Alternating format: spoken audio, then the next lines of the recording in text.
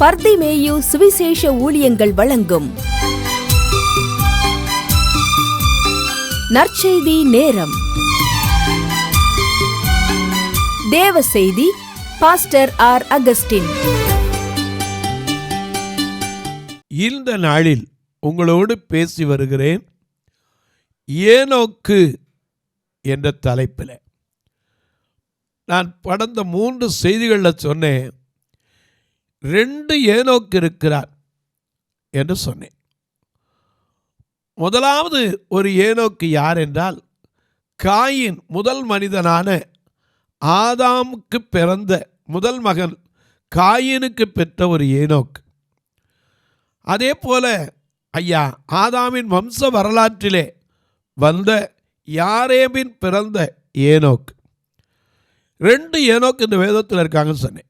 இந்த ஏனோக்கில் எடுத்துக்கொள்ளப்பட்ட ஏனோக்கு யாருன்னா, யாரேபு பெற்ற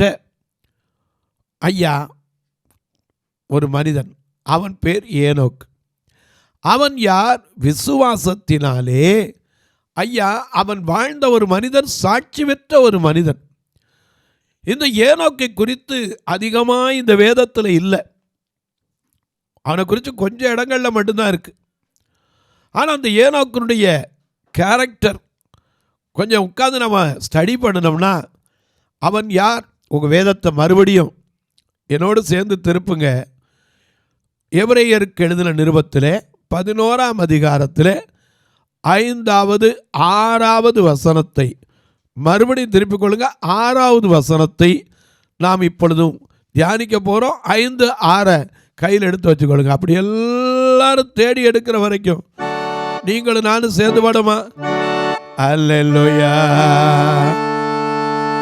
பாடுவே பாடுவே பரவசமாகுவே பரந்தோடும் இல்லை.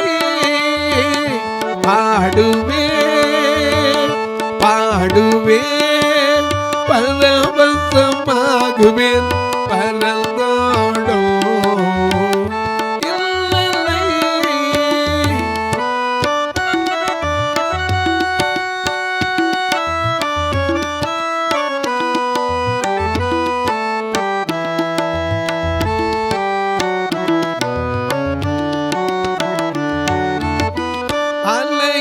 அலையலையாய் துன்பம் வந்து நிலை கலங்கினார் வாழ்வையில்.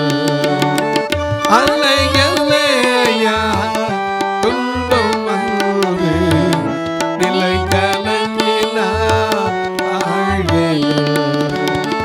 அலைகடல் தடுத்து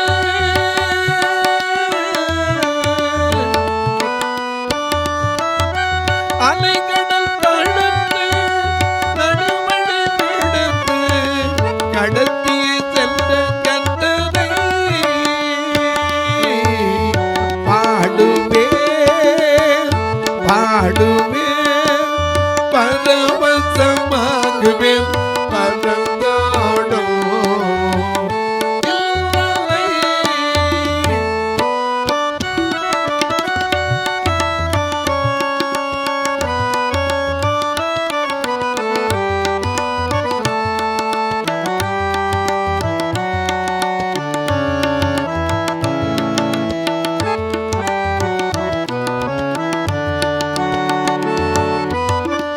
யாரு பாரும் எந்தன் துயரம் ஏங்கி எல்லாம் தவிக்கையில். என்று மாறும் எந்தன் துயரம் ஏங்கி எல்லாம் தவிக்கையில். மாறாமில் தகப்பே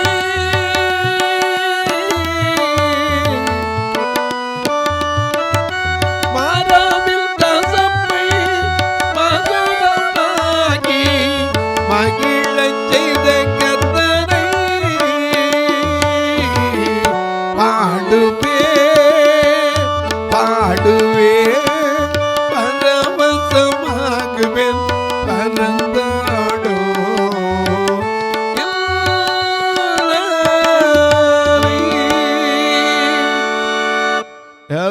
எல்லாம் எடுத்திருப்பீங்க.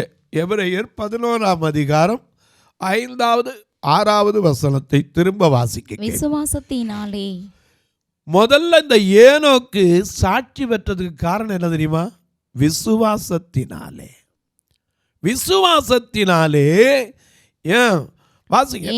ஏனோக்கு மரணத்தை காணாத. இன்னைக்கு நீங்களும் விசுவாசிச்சு பாருங்க, கர்த்தர் ஒரு நாள் வருகையில் நம்மளை எடுத்துக்கொள்வார். ஏன்னா எப்போ அவருடைய வருகை நமக்கு தெரியாது, ஆனால் வருவார். நம்முடைய நம்பிக்கை அதுதான். 1 தெசலோனிக்கர் 4:17 படி 1000 தூதர்களோடு எக்காலம் தொனிக்க இயேசு மகாராஜா வருவார். நாமும் உயிரோடு இருக்கு, நாமும் முகமுகமாய் அவரை தரிசிப்போம். மரித்தோருக்கு முந்திக் கொள்வதில்லை, வேதம் அழகாக சொல்லியிருக்கு. ஆனால் ஏனோக்கு விசுவாசத்தினாலே, வேற ஒன்றும் கிடையாது அவனுக்கு, வேற எந்த தகுதியாவது இருக்கா? இந்த அதிகாரத்தில் நீங்கள் எங்கே படித்து பாருங்க, விசுவாசத்தினாலே விசுவாசத்தினாலே விசுவாசத்தினாலே. மோசேயை பாருங்க, எபிரேயர் 11:24 வாசிக்கிறோம். விசுவாசத்தினாலே மோசே தான் பெரியவனான போது பார்வோனுடைய குமாரத்தின் மகன் எனப்படுவது எவ்வளவு பெரிய பதவி. அதை அற்பமா நினைக்கிறதுக்கு ஒரே காரணம் என்ன? விசுவாசம். ஏன்னா விசுவாசம் இருந்தா நீ தேவனுடைய மகிமையை காண முடியும். நீ விசுவாசிக்கணும், நான் விசுவாசிக்கணும்.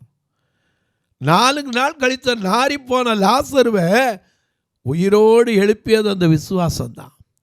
நாயினூர் விதவையினுடைய மகனை மறுபடியும் அவள் தாய்க்கு கொடுப்பதற்கு காரணம் விசுவாசம். எனக்கு அன்பானவர்களே, விசுவாசத்தினாலே வராத யாதும் பாவம் தான். நம்முடைய விசுவாசம் தான் உலகத்தை ஜெயிக்கிற ஜெயம். 1 யோவான் மிக அழகாக எழுதி வைத்திருக்கிறார். 5ஆம் அதிகாரத்திலே 4-5 வசனத்தில் வாசிக்கும் போது 1 யோவான் 5 தேவனால் பிறப்பதெல்லாம் உலகத்தை ஜெயிக்கும் நம்முடைய விசுவாசமே உலகத்தை ஜெயிக்கிற ஜெயம். இயேசுவானவர் தேவனுடைய குமாரன் என்று விசுவாசிக்கிறவனே அன்றி உலகத்தை ஜெயிக்கிறவன் ஜெயிக்கிறவன் யாருங்க? அதனால அந்த ஏனோக்கு 365 வருஷ காலம் தான் வாழ்ந்தான். மீது எல்லாரும் பார்த்தீங்கன்னா ஆதாமுக்கு வயசு, மோசே 110 வயசு தான் வாழ்ந்தான் பின்னாடி வந்தவங்களா. ஆனால் அந்த ஆதாமின் வம்ச வரலாறு அதிகமான வருஷங்கள் வாழ்ந்தவங்களாம் உண்டு. ஆனால் இவன் 365 வருஷம்தான். ஆனால் இவனுக்கு சாட்சி என்ன? தேவனோடு சஞ்சரித்தான், தேவனோடு நடந்தான். அவன் தேவனோடு சஞ்சரித்து கொண்டிருக்கையில் காணப்படாமல் போனான். அவன் தேவன் எடுத்துக்கொள்ளும் முன்னே அவன் நற்சாட்சி பெற்றான். இதுக்கு காரணம் என்ன? ஒரே ஒன்று, விசுவாசம்தான். இன்னைக்கு நமக்குள்ள விசுவாசம் இருக்கா? வேதம் சொல்லுது மார்க் 16:17 விசுவாசிக்கிறவர்களால் நடக்கிற அடையாளங்கள் ஆவன. அது என்ன அடையாளங்கள்? என் நாமத்தினாலே பிசாசுகளை துரத்துவார்கள். ஏன்னா பிசாசின் கிரியைகளை அழிக்கும்படிக்கு தான் குமாரனாகிய இயேசு வெளிப்பட்டார் என்று 1 யோவான் 3:8 சொல்லுகிறது. ஏன்னா அந்த பிசாசின் கிரியைகளை அழிப்பதற்கு அவர் வெளிப்பட்டார். அதிகாரமே என்னது? என் நாமத்தினாலே பிசாசுகளை துரத்துவீங்க. அதிகாரம் பெரிய ஊழியக்காரனுக்கு இல்லை, நீங்கள் விசுவாசியாக இருந்தாலே போதும். ஒரு சமயத்தில் ஒரு அம்மா என்கிட்ட ஃபோன் பண்ணாங்க. அப்போ நான் சொன்னேன், என்ன சிஸ்டர்? பிரதர், திடீர்னு எனக்கு தலையில் கல்லை தூக்கி போட்டாங்க. நான் சொன்னேன், தலை இருக்கா இல்லையான்னு. இருக்க போய் தானே பேசுகிறேன். நாங்கள் அப்புறம் என்ன, தலையில் எப்படி கல்லை தூக்கி போட்டாங்க? ஆஸ்பத்திரிக்கு சும்மா தான் போயிருந்தேன் பிரதர், வயிறு வலிக்குதுன்னு. அங்கே போனோன்னு டாக்டர் ஏதோ ஸ்கேன் பண்ணி பார்த்துட்டு சொன்னார், 7 mm கல் இருக்காம் பிரதர். அது எப்படி கரைய போகுதுன்னு தெரியல, ஆப்ரேஷன் பண்ணி எடுக்கணுமா என்னன்னு எனக்கு பயமாக இருக்குது பிரதர். நான் சொன்னேன், நீங்கள் சர்ச்சுக்கு போகிறவங்க தானே? ஆமாம். எத்தனை வருஷம் போகிறீங்க? நான் பிறந்தேல தான் போயிட்டுருக்கேன். அப்போ ஏன் விசுவாசம் இல்லை? வேதம் சொல்லுது, கடுகளவு விசுவாசம் உனக்கு இருந்தால் நீ இந்த மலையை பார்த்து பெயர்ந்து சமுத்திரத்திலே தள்ளுண்டு போய் என்று சொல்லி தன் இருதயத்திலே சந்தேகப்படாமல் விசுவாசித்தால் அது அவனுக்கு அப்படியே ஆகும். கடுகளவு விசுவாசத்துக்கு அவ்வளோனா உங்களுக்கு எவ்வளோ விசுவாசம் இருக்குது? நான் அந்த அம்மாட்ட கேட்டேன், அப்பா நான் பிறந்தேலேருந்து விசுவாசி தான் பிரதர், இருந்து என்ன பிரயோஜனம்? எனக்கு அன்பார்களே, அநேக நேரில் முந்தினோர் பிந்தினோராக போகிறதுக்கு காரணம் என்ன தெரியுமா? முந்தினவங்க இன்றைக்கி விசுவாசத்தை கொஞ்சம் விட்டுரும், அவ்வளோதான் காரணம். தேவன் உண்டு. ஏனோக்குடைய வாழ்க்கையில் அதுதான் பார்க்குற 6ஆம் வசனத்தை பாருங்கள். எபிரேயர் 11:6 ஏனோக்கை குறித்து இங்கே எழுதப்பட்டிருக்கிறது. விசுவாசம் இல்லாமல் தேவனுக்கு பிரியமாக முதல்ல இருக்க முடியாது, அதை நாம் தெரிஞ்சுக்கணும். அது மட்டுமல்ல, அவன் என்ன செய்தான்? விசுவாசிக்கிறவன் தேவன் உண்டு முதல்ல விசுவாசிக்கணும். அவன் தேடுகிறவர்களுக்கு என்ன செய்யறார்? 6ஆம் வசனத்தை வாசிங்க. விசுவாசம் இல்லாமல் தேவனுக்கு பிரியமாய் இருப்பது கூடாத காரியம். ஏனென்றால் தேவனிடத்தில் சேருகிறவன் அவர் உண்டு. முதல்ல என்ன செய்யணும்? விசுவாசிக்கணும். அவர் தம்மை தேடுகிறார். நாம அந்த காலத்துல பாடுவோம்ல, இயேசுவை விசுவாசி நீ என்றைக்கு சுகவாசி, இயேசுவை விசுவாசி நீ என்றைக்கு சுகவாசி. அழகா சொன்னாங்கல்ல. ஏன்னா இன்னைக்கு எந்த ரேடியோ கட்டினாலும் எந்த கிறிஸ்டின் வீட்லையும் போடுறான். என்ன பண்ணுறான்? ஏசு பிரான் எங்கள் ஏசு பிரான், உலகத்தின் இறைவன் ஏசு பிரான், ஏசு பிரான். ஐயா, உலகத்தில் இறைவன் இயேசு பிரான் பாடினால விசுவாசிங்க. உன் விசுவாச வாழ்க்கையில் அவர் இருப்பானால் உனக்கு எதிராய் உருவாக்கப்படும் எந்த ஆயுதமும் வாய்க்காதே போகும். ஆமா, கடுகளம் விசுவாசம். கடுகு எப்போ பிரயோஜனப்படுத்துகிறோம்? கடைசி முடிய போகும்போது தாளிக்கிறதுக்கு. இந்த கடுகள விசுவாசம் எல்லாரும் கடுகை தொட்டால் கூட, கையில் தொட்டு பார்க்குற கூட 2 விரலுக்குள்ள தான் வைக்க முடியும். அவ்வளோ விசுவாசம் இருந்தாலே மலையை பார்த்து பேசலாமா? நான் கேட்டேன், ஏன் சிஸ்டர் இந்த கல்லை பார்த்து பேசக்கூடாதா? இந்த கல்லை பார்த்து நீ தள்ளுண்டு போ, கரைஞ்சுவோ, உடஞ்சுவோ அதிகாரம் இருக்கு, சொல்லுங்க. ஏன்னா உலகத்தின் முடிவு பரியந்தம் உங்களோடு கூட இருக்கிறேன்னு சொன்னவர் என்ன சொன்னார்? மத்தேயு 28:18 அவர் சமீபித்து வந்து வானத்திலும் பூமியிலும் சகல அதிகாரம் எனக்கு கொடுக்கப்பட்டிருக்கிறது, ஆகையால் நீங்கள் புறப்பட்டு போய் சகல ஜாதியாரையும் சீஷராக்கி பிதா குமாரன் பரிசுத்த ஆவியின் நாமத்தினாலே அவர்களுக்கு ஞானஸ்தானம் கொடுக்க. அது மட்டுமல்ல, நான் உங்களுக்கு உபதேசித்த எல்லாவற்றையும் அவர்கள் கை கொள்ளும்படி அவர்களுக்கு உபதேசம் பண்ணுங்க. நம்ம விசுவாசத்தை பற்றி என்னைக்கு உபதேசம் பண்ணுறோம்? நமக்குள்ளே அந்த விசுவாசம் முழுசாக வரலையே. ஏன்னா அவருடைய நாமத்துக்கு என்ன உண்டு? வல்லமை உண்டு. இல்லாத இடத்துல இருக்க வைக்கக்கூடியவர். இஸ்ரவேல் மக்களுக்கு வனாந்தரத்தில் இங்கே அப்பமும் இல்லை தண்ணீரும் இல்லைன்னாங்க, காலைதோறும் கிருபையை கொடுத்தார். நாங்கள் இந்த வனாந்தரத்தில் சாகுபடிக்கா கொண்டு வந்து செங்கடல் கிட்ட புலம்புனா ஒரு வார்த்தையை சொல்ல சொன்னார், இன்று பார்க்குற எகிப்தியர் இனிமேல் பார்க்கவே மாட்டேன்னார். அடுத்த நிமிஷம் பார்க்கும்போது எப்படி தான் பார்த்தான்? ஒருத்தனையும் காணோம். எனக்கு அன்பானவர்களே, நம்முடைய விசுவாச வாழ்க்கையில், கிறிஸ்தவ ஜீவியத்தில் விசுவாச வாழ்க்கை கயத்தில் நடக்கிற மாதிரி. ஏன்னா இன்னைக்கு கயர் கட்டுற களக்கூத்தாடியை பார்த்துருக்கீங்களா? அப்படியே என்ன செய்வான்? களக்கூத்தாடி கயர் எங்கிட்ட ஒரு கம்பு கட்டுவான். அதில் முதல்ல வெறுங்காலால் ஒரு பிள்ளை என்ன செய்வான்? நடக்கணும், இந்த கடைசிக்கும் அந்த கடைசிக்கும். ஒரு சின்ன குச்சியை வச்சுட்டு அவன் அட்ஜஸ்ட் பண்ணி என்ன செய்வான்? நடந்து விடுவான். அதுக்கப்புறம் ஒரு காலில் ஒரு தட்டை அப்படி வச்சு நடக்கிடுவான். அப்புறம் செருப்பு போட்டு வச்சு. இது என்ன நட?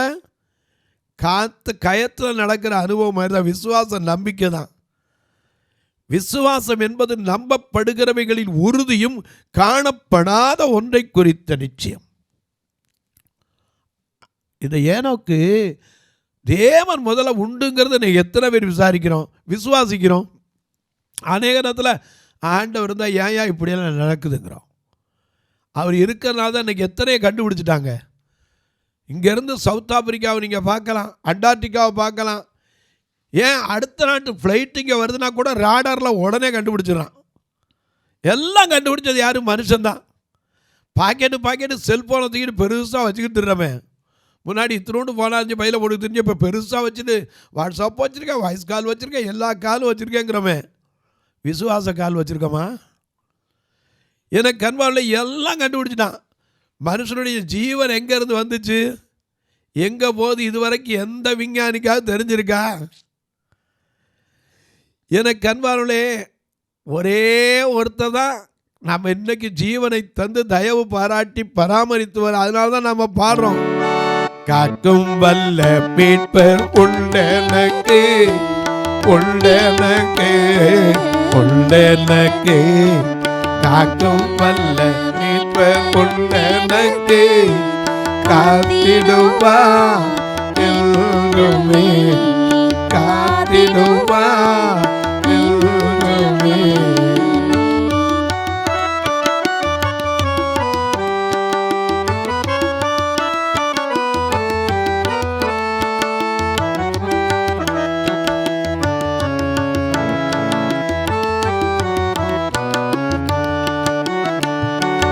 ஐயம் மிகுந்த ஓர் காலத்தில் ஆவி குறைவதா,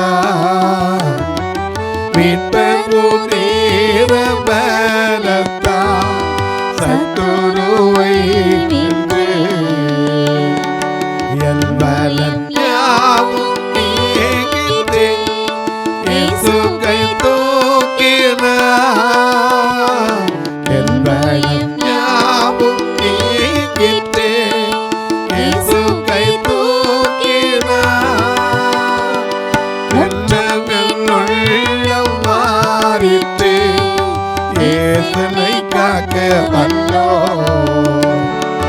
காக்கும் வல்ல மீட்பர் உண்டெனக்கு, காத்திடுவா என்றுமே காத்திடுவா என்றுமே. யோபு விசுவாசித்தானே, என் மீட்பர் உயிரோடு இருக்கிறார் என்றும் கடைசி நாளில் அவள் பூமியின் மேல் நிற்பார். 19:25 வாசிக்கிறோம், என் மீட்பர் உயிரோடு இருக்கிறார் என்றும் கடைசி நாளிலே பூமியின் மேல் நிற்பார் என்றும் அறிந்திருக்கிறேன். என் தோல் மாமிசம் எல்லாம் அழுகி போலாம், அவரை நான் பார்ப்பேன், நானே என் கண்ணால பார்ப்பேன், அந்நிய கண்ணு இல்ல, என் கண் காணும். நான் அந்த விசுவாசம் எங்கெங்க நமக்குள்ள? விசுவாசத்தினாலே ஏனோக்குங்கிறாரே, அந்த இடத்துல நம்ம பேரை போடுறதுக்கு எவ்வளவு விசுவாசம் வேணும்? அப்பதான் நம்ம சாட்சி வர முடியும். மோசையை பார்த்து சொன்னார்னு சொல்றோம், என் தாசனாகிய மோசே என் வீட்டிலெங்கும் உண்மையுள்ளவன். நாம உட்கார்ந்து பாடுவோம், என்ன பாடுவோம்? உண்மை உள்ளவன் என்று எண்ணி ஊழிய தந்தீரையா, நன்றி நன்றி ராஜா, நன்றி கேசு ராஜா, நன்றி நன்றி ராஜா, நன்றி கேசு ராஜா. உம்மை நினைக்கும் போதெல்லாம் நெஞ்சம் மகிழுதையா, நன்றி பெருகுதையா. உம்மை நினைக்கும் போதெல்லாம் நெஞ்சம் மகிழுதையா, நன்றி பெருகுதையா. பாலை வண்ணத்தில் கிடந்தே தேடி கண்டுபிடித்தே, பாலை வண்ணத்தில் கிடந்தே தேடி கண்டுபிடித்தே, காட்டின் வழி போல காத்து கண்ணிமணி போல காக்கின்றி, கழுகு போல் சுமக்கின்றி. நன்றி நன்றி ராஜா, நன்றி இயேசு ராஜா, நன்றி நன்றி ராஜா, நன்றி இயேசு ராஜா. ஐயா, அம்மா, விசுவாசம் உனக்கு கொஞ்சம் விசுவாசம் இருந்தா போதும், பிசாசுகளை துரத்தலாம், நவமான பாஷைகளை பேசலாம். சர்ப்பத்தை மோசே மட்டும்தான் எடுக்கல, நம்மளும் எடுக்கலாம். மோசே கையை நீட்டி வாழை பிடினவுடனே என்ன செய்தான்? பிடிச்சான்ல. அப்ப அந்த அதிகாரம் யாருக்கு உண்டு? நமக்கு உண்டுல. சர்ப்பங்களை எடுக்கலாம், தேள்களை மிதிப்பீர்கள், சத்துருவின் சகல வல்லமைகளையும் மேற்கொள்ள உங்களுக்கு அதிகாரம். ஆமா. அப்ப ஏன் நமக்குள்ள அந்த விசுவாசம் இன்னும் வரல? ஒரு சின்ன வியாதி வந்துச்சுன்னா உடனே ஐயோ என்ன வந்துருப்போம் என்ன வந்துருப்போம், பயப்படாதீங்க, அவர் அறியாம ஒரு தலைமுடி கூட விழாது. ஆமென். புலம்பல் 3:37 படி ஆண்டவர் கட்டளையிடாதிருக்க, புலம்பல் 3:37, ஆண்டவர் கட்டளையிடாதிருக்க காரியம் சம்பவிக்கும் என்று சொல்லுகிறவன் யார்? சொன்னவன் யாருங்க? அதே 31ஆம் வசனத்தை பாருங்க, ஆண்டவர் என்றென்றைக்கும் கைவிட மாட்டார். இந்த விசுவாசம் நமக்குள்ள வரணும். நாம் பாடும்போது யார் என்னை கைவிட்டால் இயேசு கைவிட மாட்டார், இந்த நம்பிக்கை மருத்துவர் கைவிட்ட போது வருதா? மருத்துவர் சொல்லியிருக்கலாம், இனிமேல் எந்திரிக்க மாட்டேங்க, பிழைக்க மாட்டேங்க. ஐயா, உண்டாக்கினவர் சொன்னாரா? இல்லையே. இந்த ஏனோக்கு சாதாரண ஏனோக்குனா என்ன அர்த்தம்? கற்றுக்கொண்டவன். எவைகளை கற்றுக்கொண்டால் நாம் எவைகளை கற்றுக்கொள்ளணும், அதை குறித்து நான் உங்களுக்கு சொல்ல போகிறேன். எனக்கு அன்பார்களை, கற்றுக்கொண்டவன் ஏனோக்கு, சாட்சி பெற்றவன் ஏனோக்கு. சாட்சினா என்ன? ஒரு மனிதனை பார்க்கலாம், சாமுவேல் கேட்கிறார் பாருங்க, 1 சாமுவேல் 12ஆம் அதிகாரத்திலே 3ஆம் வசனத்திலிருந்து பாருங்க. சாட்சி, ஒரு மனிதன் சாட்சி எப்படி இருக்கு பாருங்க, மிக அழகாக எழுதி வச்சிருக்கார். 1 சாமுவேல் 12ஆம் அதிகாரம் 3ஆம் வசனத்திலிருந்து வாசிக்கலாம். இதோ இருக்கிறேன். சாமுவேல் ஜனங்கள் எல்லாம் கூட்டி வச்சு சொல்றார், முதிர் வயது காலத்துல. முதல் வசனத்திலிருந்தே பாருங்க கொஞ்சம். அப்பொழுது சாமுவேல் இஸ்ரவேலர் அனைவரையும் நோக்கி, இதோ நீங்கள் எனக்கு சொன்னபடியெல்லாம் உங்கள் சொல்லை கேட்டு உங்களுக்கு ஒரு ராஜாவை ஏற்படுத்தினேன். இப்போதும் ராஜாவானவர் உங்களுக்கு முன்பாக சஞ்சரித்து வருகிறார். நானோ கிழவனும் நரைத்தவனுமானேன். என் குமாரர் உங்களோடு இருப்பார்கள். நான் என் சிறு வயது முதல், அந்த வார்த்தை அண்டர்லைன் பண்ணுங்க, நான் என் சிறு வயது முதல் இந்நாள் வரைக்கும். நாம பாடுறோம்ல, பிறந்த நாள் முதல் இந்த நாள் வரை, பிறந்த நாள் முதல் இந்த நாள் வரை எத்தனையோ நல்ல செய்திலே, ஐயா எத்தனையோ நல்ல செய்திலே, அன்பில் தெய்வமே, நடத்தும் தெய்வமே, நன்றியோடு உம்மை பாடுமே, நன்றியோடு உம்மை பாடுமே. ஐயா, பிறந்த நாள் முதல், இன்னைக்கு பிறந்த நாள் யாருக்கு சொல்லித்தான் தெரியும். எத்தனை வயசுக்கு பிறந்தீர்கள்? நான் பிறந்த நாள் முதல் என் சிறு வயது தொடங்கி இந்நாள் வரைக்கும் என் மேலே குற்றம் சொல்ல முடியுமான்னு கேட்குறாரு. அந்த அதிகாரத்தை உட்காந்து வாசிச்சு பாருங்க. அவர் சொன்னார், என் சிறு வயதுலேருந்து ஒருக்கப்பா நான் யாருடைய கழுதை எடுத்துக்கிட்டேன், யாருடைய எடுத்துக்கிட்டேன், யார் கண்சாலையாக இருந்தேன், யார் கையில் லஞ்சம் வாங்கினேன், ஏதாவது இருந்தால் சொல்லுங்க. ஒருத்தரும் சொல்ல முடியல. சாட்சி என்றால் அதுதாங்க. நம்ம குறித்து செத்த பிறகு இத்தனை பேர் சாட்சி சொல்லுவாங்க. நிச்சயமாக நீங்கள் செத்தாலும் நான் செத்தாலும் கடைசி ஒரு இரங்கல் கூட்டம் போட்டு இன்னாரை பற்றி இன்றைக்கு துக்க நிவர்த்தியில் நினைவு கூறுவோம்மா. அன்னைக்கு நம்ம குறித்து என்ன சொல்ல போகிறான்? இருந்தார், ஏதோ தின்னார், தூங்குனார், போனாருன்னு இல்லை. ஆண்டவருக்காக நாம் எதை செய்திருக்கிறோம்? நாம் பாடினா போதாது, ஏதாவது செய்ய வேண்டும் ஒவ்வொரு நாளும். இந்த ஏனோக்கு சாட்சி பெற்றான். தொலைக்காட்சியில் பார்க்கிற என் அன்பு மக்களே, இந்த நிகழ்ச்சியை நாள்தோறும் பார்க்குறீங்க, கேட்குறீங்க, பரவசம் அடைகிறீங்க. ரொம்ப நல்லது. கேட்பதோடு விட்டுறாங்க. ஒரு வார்த்தை ஜெபம் பண்ணுங்க. இந்த நிகழ்ச்சி தொடர்ந்து வரணும், அதற்கான தேவைகள் சந்திக்கப்படணும். ஏன்னா இந்த சபை 2 கண்களும் பார்வை இழந்த மக்கள், குறைவுள்ள மக்கள், இன்னும் ஏன் கால் நடக்க முடியாதவங்க கூட வர்றாங்க. தவந்து போகிறவங்களாம் வராங்க. அவங்க கையை வச்சு ஊண்டித்தான் நடக்கணும். அப்படிப்பட்ட மக்களை வச்சுருக்கோம். வயதான யார் வேணாம் தள்ளிவிட்டாலும் சரி, அப்படிப்பட்ட வயதானோட இங்கே வச்சுட்டு தான் இருக்கிறோம். அவங்களுக்காக தான் இப்போ ஒரு அறையை கூட கட்டிட்டு வரோம், வயதான பெண்களுக்காக. ஏன்னா இன்றைக்கி 2 கண்ணு தெரியாமல் மட்டுமே, இன்றைக்கி எத்தனையோ கண்ணு தெரியாமலே வயசான பிறகு யாரும் வைக்கிறது இல்லை. நீங்களும் இந்த கட்டுமான பணிக்காக ஜெபிங்க. கர்த்தர் ஏவினால் நீங்களும் ஒரு 10 செங்கலுக்கு 10 மூட சிமெண்ட்டுக்கு கொடுக்கலாம். ஆனால் கட்டாயம் இல்லை.